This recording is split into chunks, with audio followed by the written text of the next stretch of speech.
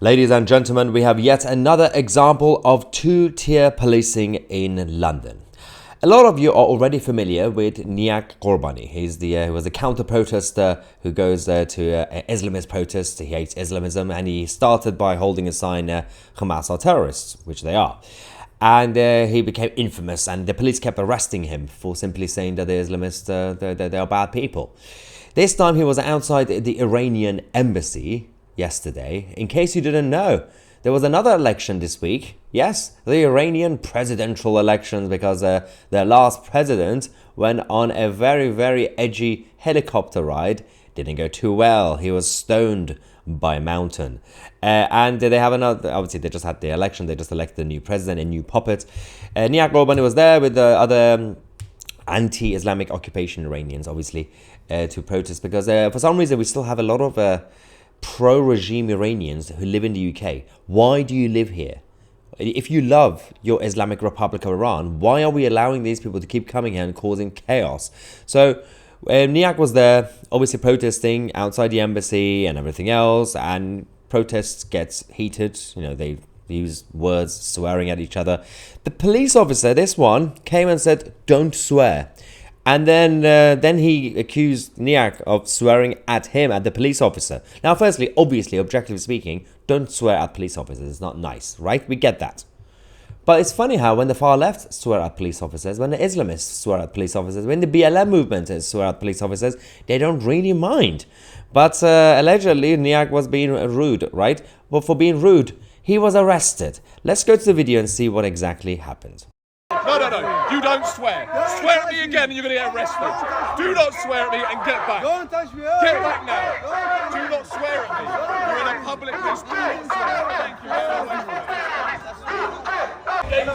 You will keep swearing, I will arrest you. Do you understand?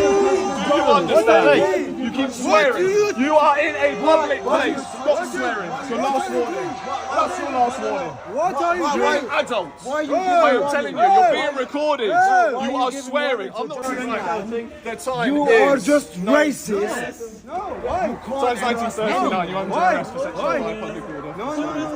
No, you can't. Don't understand that. Why are you arresting us back?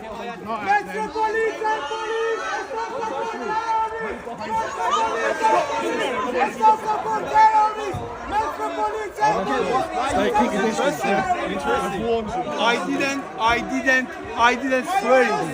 I didn't swear. Police always stopping me to stop my activity, my journalism, because take a they step don't back, want to, they're scared. Just a little bit, mate. No, they're just scared. Just one They step just back, please, mate. stop Thank me, you. take me in the cell for 8 hours, and charging me with what? Bail condition. Look at this guy. Maybe he's from Stop supporting terrorists. Met police. Stop supporting terrorists. Stop supporting Hamas. Stop supporting terrorists. I'm here on that. That's the thing. So you have also the pro-regime Iranians. Again, I don't understand why we have them here. They're bringing their own problems into our country in the UK. They were also intimidating the counter-protesters. Of course, Niak Qurbani was also there as a journalist to also report the actual protests himself. But the pro-regime people in the embassy, from the embassy, they were also bullying and intimidating the protesters. The police didn't mind. The police were fine with them. And also, one of the police officers were covering his face for some reason. Why would you do that? So there are so many issues with this, obviously, and they are saying they're looking into it to investigate to see if the police officer crossed the line. But apparently, we have a number of different tiers when it comes to policing in the UK.